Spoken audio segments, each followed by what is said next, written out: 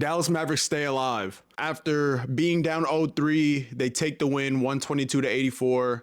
Luka plays phenomenal. Kyrie Irving shows up. Let's just talk about it real quick. I think the difference in this one between the first three games and now is that the others gave you something that they didn't give you before. Derrick Jones Jr., although he only had 5 points, I think just his energy out there, he was barking on defense. He had a nice little layup. PJ Washington, his energy, he was making open threes. That's always been the difference between them winning and losing, is him being able to, make an open jump shot. Lively actually hit a three, and from that point on, I thought that the confidence was through the roof, not just with him, but throughout the entire team. You could just get a sense that they were playing with nothing to lose. They're playing with house money, down 0-3. No team in NBA history has ever came back from an 0-3 deficit. And I think Coach Kidd in the locker room was just telling them to play loose, have fun. And you can just kind of tell. I want to talk about Luka Doncic, not specifically about his, performance on the court, but just the way he was carrying himself. I thought that he did a great job with not getting into it with the refs. You can kind of tell he was holding back, restraining himself, but he was just smiling every time a foul occurred.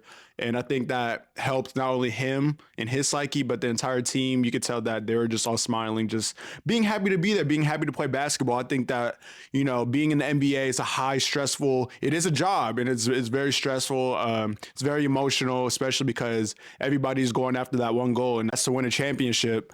And, we saw those emotions come through those first three games, but now it's just joy and happy and pride.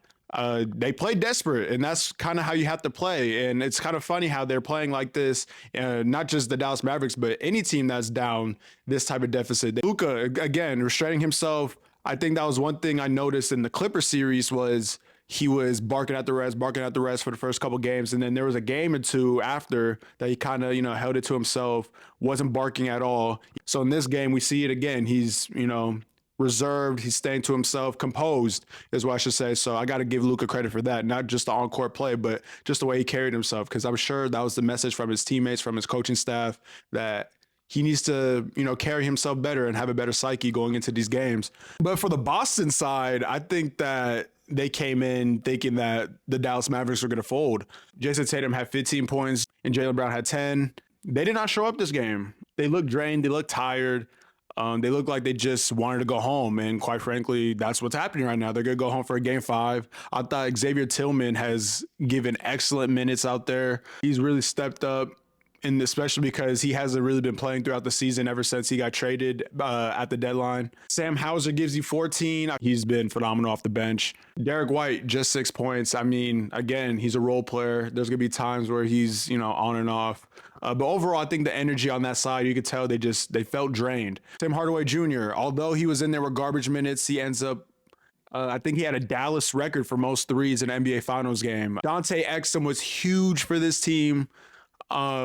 You can kind of tell he gets the ball. He's looking for Luka. There was times where Luka was covered and Exum had to make his own shot. And again, with Dallas, they got two dudes that can create their own shot, but at the same time, they're usually the ones having to create the shots for the other people on the team. So it was nice to see that Dante Exum was willing to, be aggressive, attack the lanes, and take those open shots when given. Maxi Kleber, I think that he's going to have to be aggressive out there on the three-point line. I know his shoulder's killing him. He did make 1 3, but you can kind of tell he's hesitant. I think he's still hurt, but his presence is just giving him that floor spacing that this team needs. Another thing I want to highlight real quick, says it's the NBA Finals. We saw Joel Embiid and Paul George link up, at NBA Countdown. It looks like Joel Embiid is doing some early recruiting. You saw him giving them one of those when talking about hopefully they get some help. So I just wanted to add that in there. But yeah, my final thoughts, Dallas Mavericks, I think that if they play like this, there's a chance that we might be going back to a game 6 in Dallas. I mean, my original pick was Boston to 6. I changed it to 5. I'm gonna stay there. I'm gonna stay down with it. I'm gonna say Boston's gonna take this one. But if they play like this, with the combination of Boston being rattled, I know they feel that the championship is right there for the taking. This game, it looked like they wanted it handed to them. So going back home, hopefully they just take it. But I'm going to say Boston takes it. I will be back if Dallas does take the game, but that's going to do it here. Again, the bench showed up for the Mavs. Boston's Boston, I mean, it seemed like Sam Hauser was the only one that showed up for Boston, quite frankly. Everything is earned, not given. Wise man LeBron James once said. But yeah, I think we might have a series on our hands. We'll see what happens. Shout out to the Dallas Mavericks. I mean, they didn't fold, they didn't lay down. I knew the offensive power of Luka and Kyrie were gonna get them at least a game. Because we couldn't talk about these guys being the best offensive duo ever if they couldn't get a game at least in the NBA Finals. Like they have enough in their arsenal to go get them a game. Now let's see if they could go get two. You know, Kyrie Irving has been part of NBA Finals history with his team in Cleveland being down 3-1, ended up coming back with there against one of the best teams of all time. Similar situation. Now they're down 3-1. I'm Roman. Make sure you like and subscribe. Shout out to Weez holding it down to LL. We'll be back next week with an official podcast, so make sure you tap into that. Go hit the other episodes if you haven't already, and I am out. Peace.